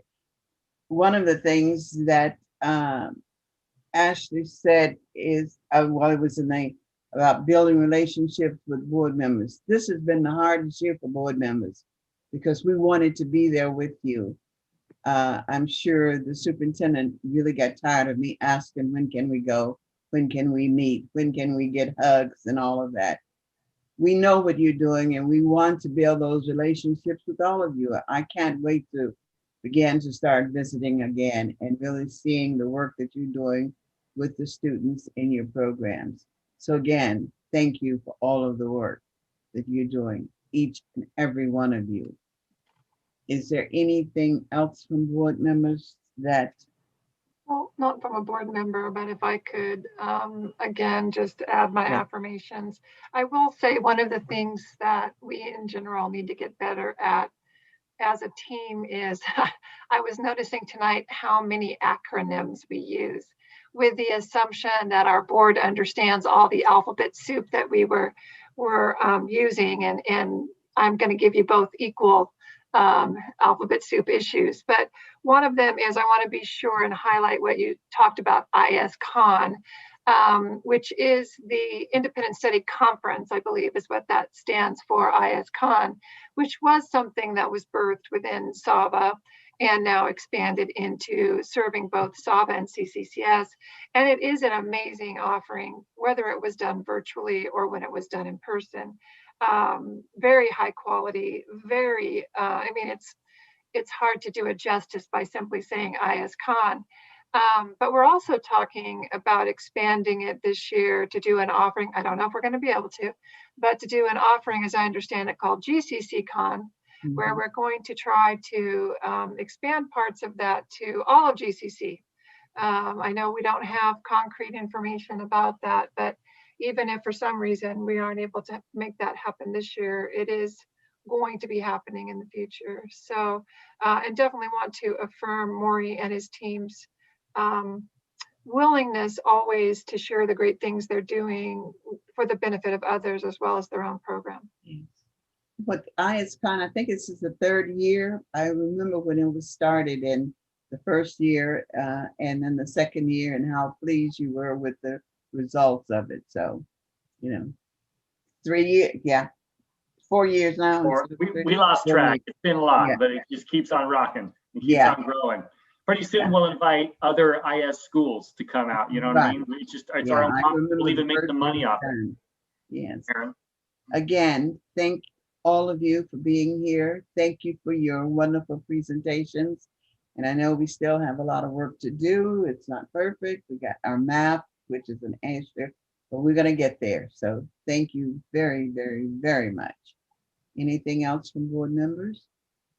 Dr. Peterson? Well, I definitely want to come back to what I said earlier, and that is the administrator's calendar is done and over, and these people are here. So thank you for being willing to do this great work for your board and with your board, despite being already off calendar. And we appreciate your commitment to the organization all the time, but tonight especially, thank you for taking that time to do that.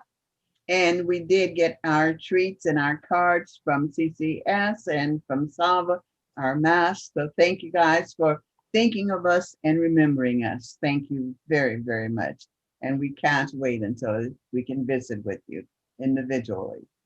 So with that, you may be excused if you would like to. If you would like to, you may be excused. Yes, thank you for we would hanging like out with to. us Thank tonight. you. Great job. Great to see everybody. Good to see you too, and have some relaxation time and enjoy your families, and just take a few days to enjoy, recoup, and just rest for yourselves. Thank you. Bye-bye. Okay, we will move into our next item, in-person learning update. And that would be Dr. McCormick and Mr. Jason Sample. All right, good evening, board president, members of the board, Dr. Peterson. Dr. McCormick and I would like to just give you a brief update just in terms of in-person learning and what's happening with coronavirus. So we'll go to our next slide.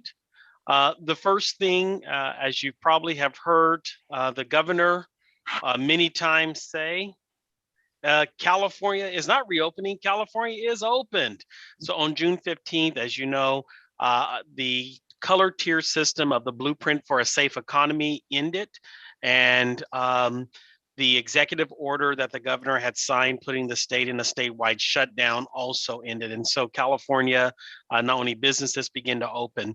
One of the things that we want to make note of is that as much as many of the regulations are coming out, we are anticipating guidance for schools to come out sometime in the middle of July as we continue. And part of that from some of our meetings with both Sac County and Yolo County Public Health is many schools had already made plans for summer school programs, and to make the least disruption to the school system, they kept the guidance for schools currently in place. And so we'll look forward to new guidance coming out here in about a month, and we will update the board at that time. Regarding Cal OSHA, we continue to watch the guidance. As some of you may have heard, Cal OSHA did come out with some new regulations in terms of in the workplace. Some of those things we have already started implementing within our own departments, especially at our central office, such as the surveillance testing requirement that went away. And so we will continue to monitor Cal OSHA as well as the school guidance that will be coming out, again, as I said before, in the month of July. And so with that being said, Dr. McCormick. Wanted to sort of bring us into summer school. As you've heard from our presenters, school presenters tonight, some of them are gearing down, others are begin to gear up. So wanted to just give you a little glimpse of what our summer school enrollment is and will be, as many schools took a couple days off right after school was out and are gearing up starting next week. And then CCCS shared some photos earlier, and funny, you'll see them here because they're been the best one about popping things on social media. So hopefully next time we see you, we'll have some other photos, but lots of great things either wrapping up or will begin as we continue to support our students over summer school. And that is the end of what we were going to share this evening, in case you had any specific questions for us. Any questions, board members? Any questions? Hearing and seeing none, we will move on. The next would be our consent agenda items. And I will just quickly highlight those so we'll know what it is that we are. Okay, I thought I saw a hand, but I guess not. Consent agenda items: adoption of GCC Board Meeting minutes of June the 8th, 2021. Personnel consent agenda item. Purchases over 30,000. Revised curriculum list for Futures High School. Revised curriculum list for Community Outreach Academy. And revised curriculum list for Community Collaborative Charter Schools. These are the items for consent agenda.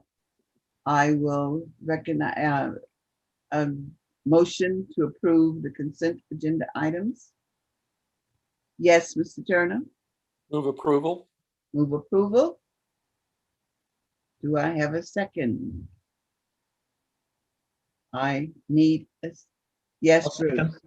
I'll second. Second. All right, we're now open for discussion. Any discussions or comments on any of the consent agenda items that was just presented? Hearing none, seeing none, I will do roll call. Mr. Block? Yes. Mr. Mandrick? Yes. Mr. Turner? Yes. Campbell? Yes. The consent items have been approved unanimously. And now we are moving into curriculum and academies. 2021-22 Local Control Accountability Plan, LCAP public hearing. And I believe Dr. McCormick will be taking that item. It is a public hearing, so we will open it up for public in a minute. Dr. McCormick. Thank you, President Campbell, board members. Happy to be with you tonight to share the information about our schools' local control accountability plans, their LCAPs. I first need to affirm not only our school sites for all their intense work, but Aaron and his department for all the work that they have done to, and for lack of a better term, pull all the pieces together as we align the fiscal and the program components of the work that each of our schools will be doing and is outlining in these plans. So I wanted to give you a little bit of background because this is a different process than you have experienced before as a board around the LCAP or the local control accountability plans. As a result of AB 1505, our process will look very similar to what our school districts have been doing for quite a while around this approval, which starts with the public hearing, which we're having this evening, and then we will meet again tomorrow afternoon, as was mentioned earlier, to actually approve the plans. Along with that, the state board revised the template that our schools have been using to better align with the continued goal of transparency on how all of the dollars are being spent. That template design I will go over as I talk about the schools in general. And then the other piece that is new, in the past, you approved local indicators at a much later board meeting. That process has now been put all as a single process. So when the LCAPs are approved tomorrow, you will also be approving the local indicators. So the schools also had to do the metric work and the evaluation for the local indicators that they typically did a little later in the school year. So we had several shifts in this process. So I'm going to move forward, going through each of the sections of the LCAP and giving you some highlights. You had the actual documents included, and the public has been able to view those documents. And this is the opportunity for you as well as them to ask any questions, and I will do that at the end. So the first section that you'll see in each of their plans is the budget overview for parents. This has been a process that's been evolving over several years, but again was redesigned and redefined this year, particularly to encompass the large amount of federal dollars that were coming in relative to the pandemic and learning loss recovery. You will see a focus on talking about why a school may not have spent their supplemental and concentration dollars. They may not have a budget alignment to the equal what was presented to them. And one of the reasons is because of those federal dollars. So as part of this overview that it is now required to be the first page of their LCAP, is we have to explain a couple of things. First, why the total general fund revenue and the expenses, the total expenses and the expenses in the LCAP, what really are the components of that, but as well, any reasons that we may or may not have met actuals versus budgeted for prior years, or in this year, why we may not have spent all of the dollars we've received. And the intent of that is to give parents a single shot view of what is going on for each school. From there, we move into the annual update.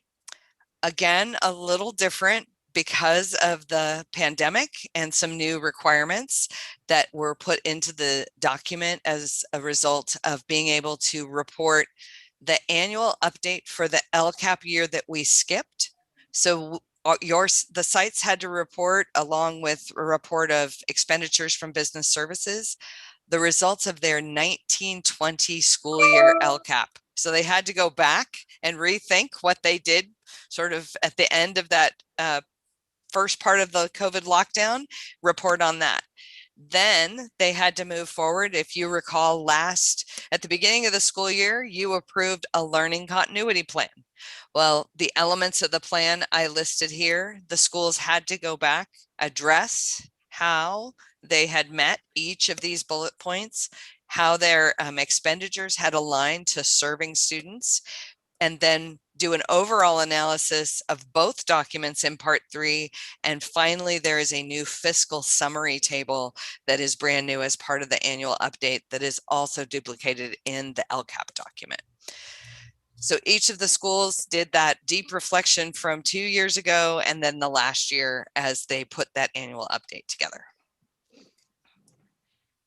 Then we begin to get into their 2022 LCAP and the plan summary, which has sections that you would have seen in prior years. There's an information section.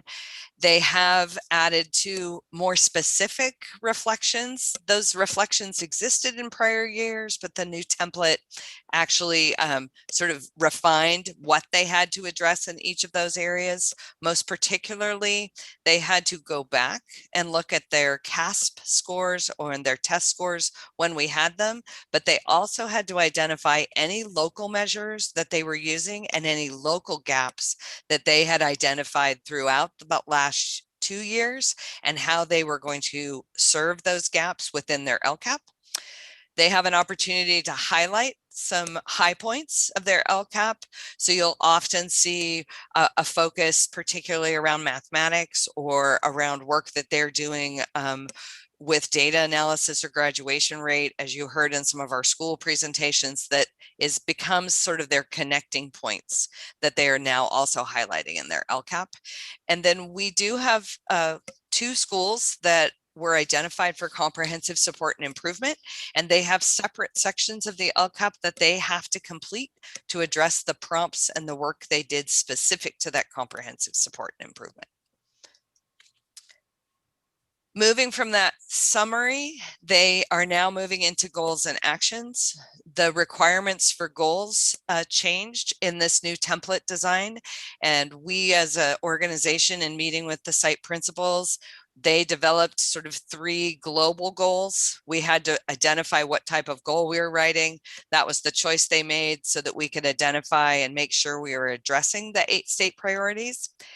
They then had to identify each of the sub-metrics that were aligned with those 8 state priorities. And probably the biggest change in that area was we are now monitoring credential misassignments as a result of AB 1505. Charter schools have 5 years to make that correction. They have to include in their LCAP how they are going to make sure that they are moving for meeting that 5-year goal of making sure that all their teachers are appropriately credentialed. So that was a new metric that they had to address. The other requirement is any actions that they had below their metrics had to tie back to a measurable outcome. They needed to identify baseline measures. Again, they sometimes had to use a local assessment because we didn't have assessment data. In other cases, they had to go back and do the research from CASP assessment data from 2 years ago and disaggregate that data by their identified subgroups and address how they were going to use the funds that they're receiving in the local control funding formula to address any gaps that they identified. And interestingly enough, they used to be required to have to do multi-year outcomes. This new template just says, nope, give us where you're going to be in 3 years.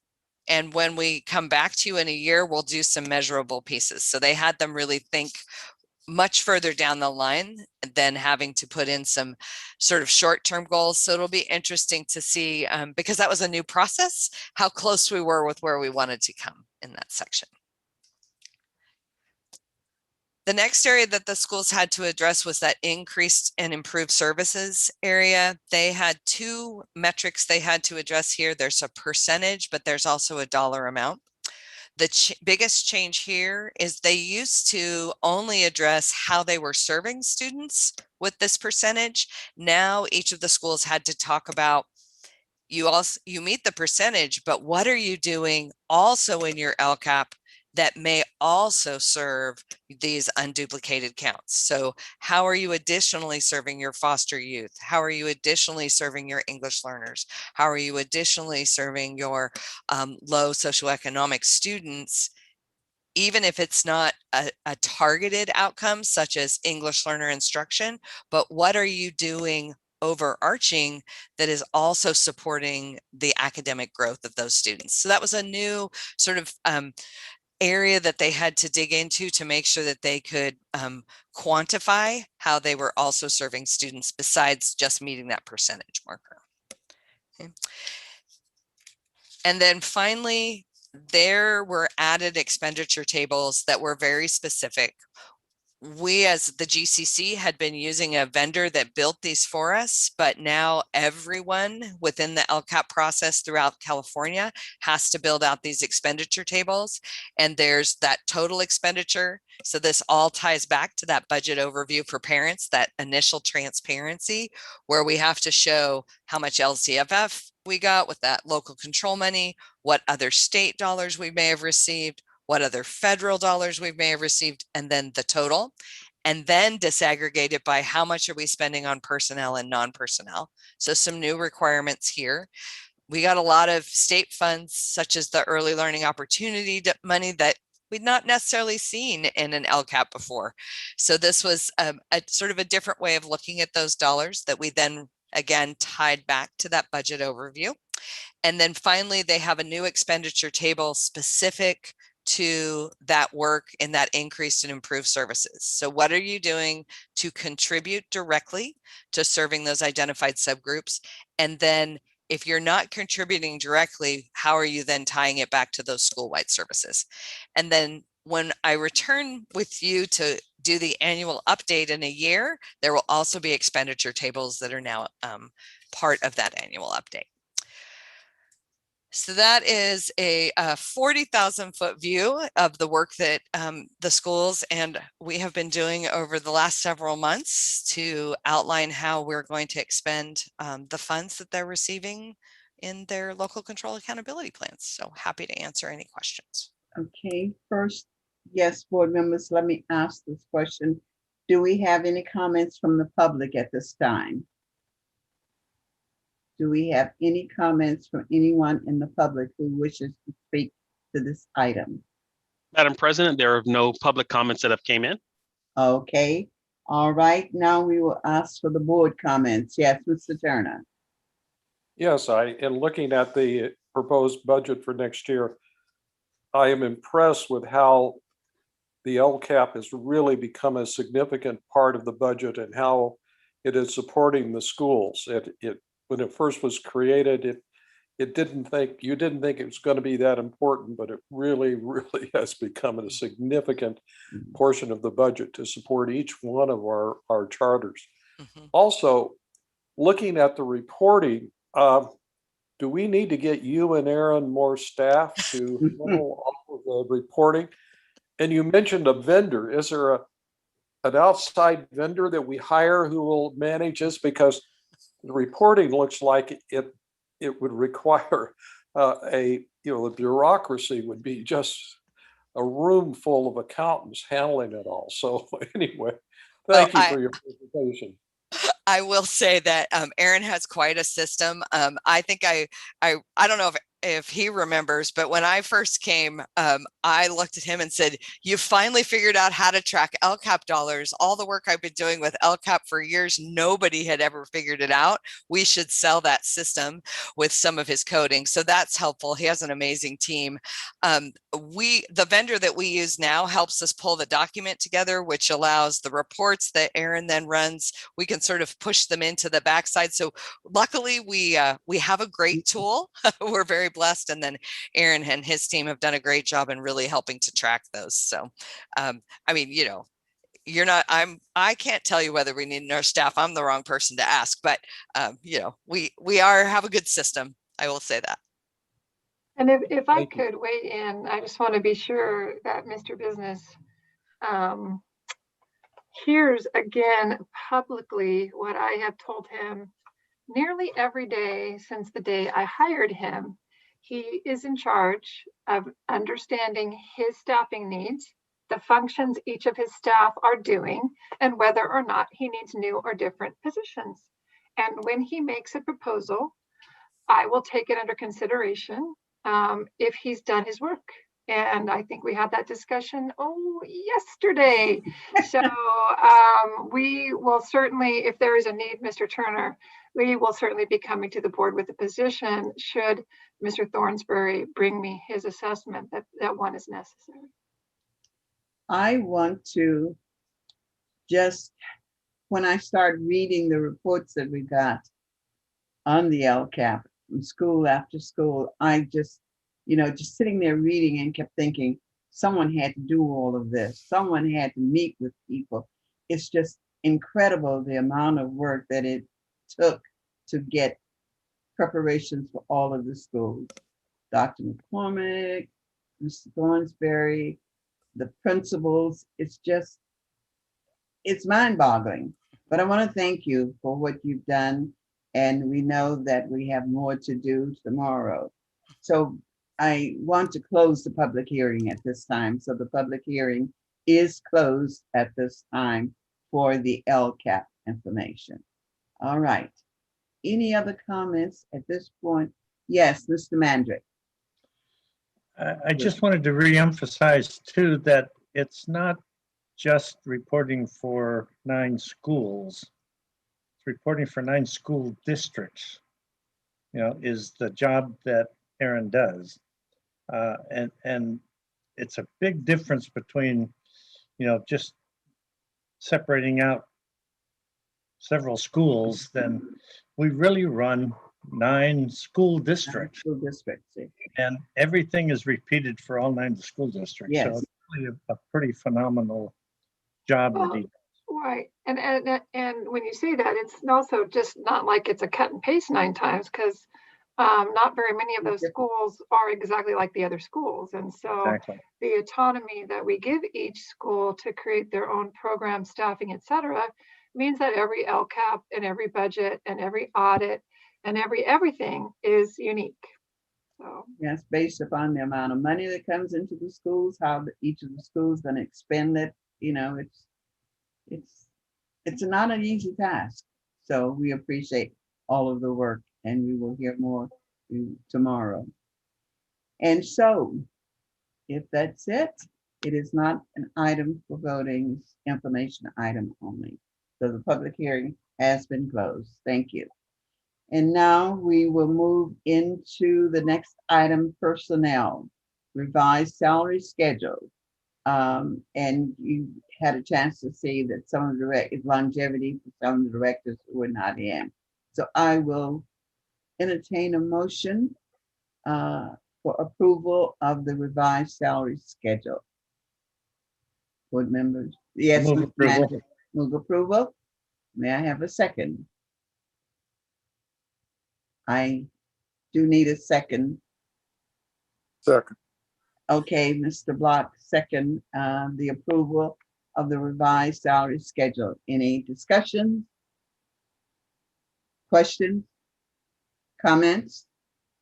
Hearing none, seeing none. Roll call. Mr. Block, Yes. Mr. Mandrick, Yes. Mr. Turner, Yes. Campbell, yes.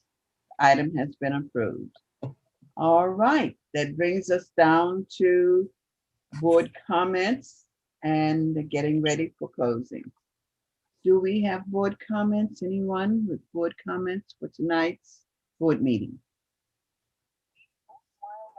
Any comments from any of my board members for tonight? Yes, Jack. I just want to say, and this goes back to the first presentation, I really appreciate having each of the charters make a presentation. I know, as you have repeated today, they're really off the clock, and yet we ask them to come in and to do the presentation. But it just keeps, I think, myself and hopefully the other board members really up to date Yes. on what's happening with the charter. So again, I appreciate it, and I don't know, take that back to the staff or whatever, but I really say that. And I know it's a lot of work. It is a lot of work. It really is. Thank you, They Jack, are- for that. they are very, they very much want to tell you what they're doing. They very much want you to see and recognize Yeah. individually what they're doing. And so we will take back your accolades for that. Mr. Block, do you have any questions about what happened in the first with the reorganization and the extending of the board members for another year? I think all that he needs to be aware No. of is that there was a vote taken Yeah. and the motion carried. Yes, I had told him that, but I just don't want to make sure. We No, just I don't have have no a. question. Yeah, I'm good. Thank you. Okay, question. All right, anything else? Doggy. Any other comments? Thank you. I guess that's about it for now. And our next board meeting will be July the 13th, 2021 at 4:45 p.m. And we do know there's a special tomorrow that the superintendent has mentioned at 3 o'clock to continue with the LCAP presentation and the budget. Anything else for the good of the organization? Cabinet, superintendent? Well, being that people are going off contract, all my little faces you see here, I just want to also, I know we've done a good job of affirming our site leaders, but Cabinet has done an amazing job leading through this year of difficulty. you know, that motto we picked of adapt and persevere. We have done a lot of designing, adapting, and persevering. Yes. And that would not be possible without the great work of Jason, Christine, and Aaron repeatedly being on the bleeding edge of information and change and communication of that change and reassuring people about that change, helping them figure out what to do about that change over and over and over again. And I just want to affirm our incredible cabinet as well as our site leadership. And I also want to affirm our new administrative executive assistant, Ms. Melissa DeMarco. I think I use her a lot more, probably more than any of the other board members, and she's always so nice and gets right back to me as soon as she gets the information. And Melissa, I want to thank you for that. And again, say thank you for being here. I really appreciate your working with me because my questions come to you. So thank you again. So with that being said, nothing else, I will now entertain a motion for adjournment. I move we adjourn. So, okay, may I have a second? Second. Second. Or third. Okay, great. Third. Thank you.